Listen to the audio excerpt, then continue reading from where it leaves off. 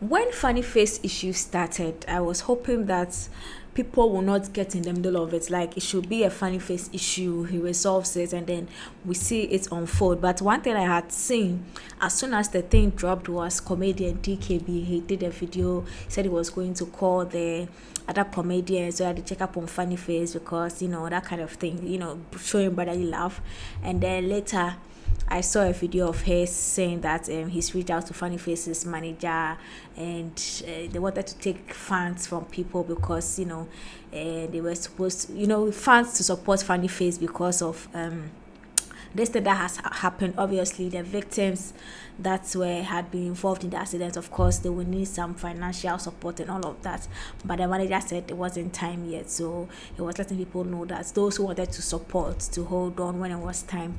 And I was saying that in as much as all this sounds clean and cool, I really pray that in the next year or two we'll start having another conversation where it's as if DKB went to help Funny Face and Funny Face is acting like DKB is the bad person here. I don't want DKB to make this Funny Face thing about him at all. In fact, when it started, I knew that he was going to get involved. And then, in fact, I didn't even finish typing and I saw his video drop and I was like, I don't know what got you. I know that what he is doing, he has clear intentions, but per the track record we've seen with him and people's issue and the way he gets involved and later makes the issue about him and the person, this is not it. DKB is not a victim here. Funny Face is not a victim here. Those that are real victims are people that were hit and their lives are almost being ruined. So I don't want a situation where DKB will get involved and then it's our time to come. It will be like make up one and they're ungrateful. It's not about you. Like, Charlie, it's not. But all the same, I know where his heart is at and where his head is at, and I'm hoping that this thing is really about Funny Face and supporting the victims, and it's not really about him, taking some of the moments to start a conversation around him, because I'll really be pained if that is all he's doing. But all the same, nipa here more so I can understand. Burna Boy is upset with the shade room. The shade room did this thing where they do, like, normally they post a lot of the shade room is just like the name goes, shade room. They when they take issues, they make it seem as though they are shading you in a way. So that way, like, it's a lot of engagement. Like, if you follow their post, it's not the usual way that news websites post. Theirs is a bit different. I know they post something like that, but they are heavy on gossip and very relatable content and engagement posts, especially. And they did one that had fun, what's his name? Had Burna Boy and even Michael B. Jordan and a few others in the frame where they had beard, a picture of them that they had full beard on, and one that they didn't have, they had their beard shaved, and Burna Boy is not happy at all. Burna Boy said he's setting his trend. These people are concerned about his beard and issues that concerns who he's sleeping with and all those kind of things. And to him, we thought it was the Nigerian blogs that were misbehaving. He didn't know that they were learning from even the West. And I was like, come on. I feel like the artists are too emotional when it comes to these things. Like, when you have a project and they post that one, you are happy.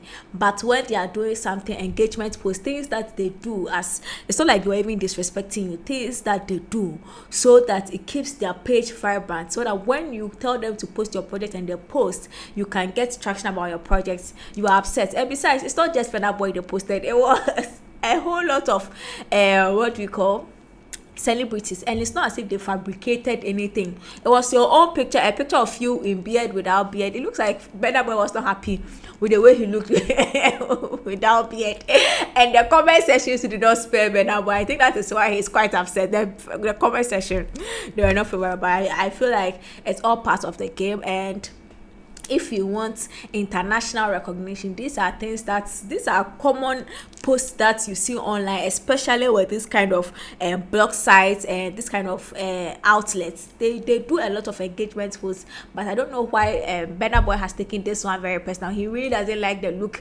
without the beard, and I don't think we'll be seeing him without beard anytime soon. Again, Kuami Eugene is saying he has posted a picture, and there's a short video of himself circulating where he's giving us an update on his health. He said he's recovering nicely. I can see that he's in the hospital bed with his hand that was injured, and there's a keyboard in front of course, he's a musician, and also he's still doing things, he's still working, pushing himself out there. Hopefully he's able to channel all the energy and the pain and everything in a good song and give us something banging. But I also don't want us to overlook the psychological part that comes with being in a traumatic experience. Usually when something like that happens, the artist is in a hurry to show that they are fine, like they are okay, their music is okay. Things like that creeps up on you, and I really hope once he's physically okay, the team, Late Entertainment, they also take care of his psychological needs, because it is quite traumatic, and if he doesn't take care, he might say he's fine, but it will deep down he will know there's a bit of like he flinches here and there. He will see that the traits of that thing he experienced. So they really have to take care of him psychologically too, else it can impact on his creative work and even how he moves about day in day out. So they really have to check him on that. But all the same, I'm very happy that he says he's getting better, and I know that Ghana hospitals will take care of him, UGMC, they will take care of him and make sure that he sees a full recovery. Nigerians are beefing and they're upset. Why?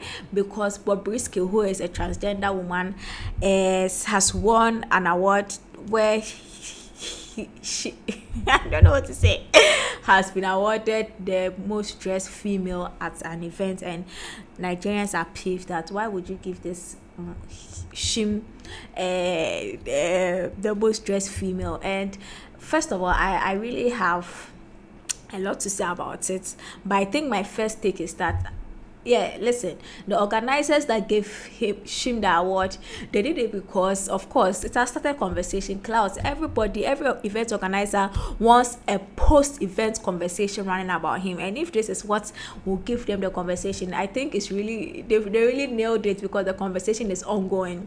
Also, I believe that when it comes to the way Nigeria treats Bobrisky, especially, it looks like he or she has been accepted into the system. Like, Nigerians are acting as if they are angry, but deep down they know that this man or woman is an untouchable person that has made us know that he's a she. And so no matter what we do, it's like that kind of thing where they've accepted, but they act like that they've accepted it. And to me, in as much as this thing is a disrespect to all the other female or all the female actors and actresses that dressed and showed up, and musicians and stars that showed up, is a slap to them. I also feel that they are the ones that have validated the transgender woman presence of Bobrisky in Nigeria, because when this guy or whatever started, I'm sorry, I don't know how to let me do because when she started, it was these Nigerian female stars that endorsed him or her, so much so that people started accepting him as part of the female, side. You get it?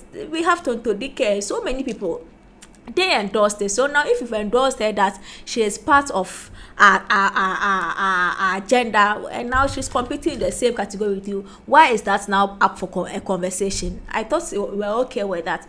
Nonetheless, I also believe it's a slap to a culture that frowns upon that. So now it's like the organizers do not care so much so about the loss of the land that they are willing to endorse something that is in direct contraction with the loss of the land. But all the same, as I said, it has nothing to do with Bobrisky himself. Bobrisky knows who he is or who she is, and she's been living up to that standard, investing in her body, doing everything. I'm sure she pulled up in a very expensive outfit and look, hoping to get that slot. It's not on him or her. It's not her, no, or him. It's not his problem. It is the organizers that ignored the laws of the land and decided that we are going to award this person. And it's on the celebrities that have made the Nigerians, or have helped convince the Nigerians and the populace in Nigeria that this guy is a girl. So if today she's snatching awards that's supposed to go to women, in as much as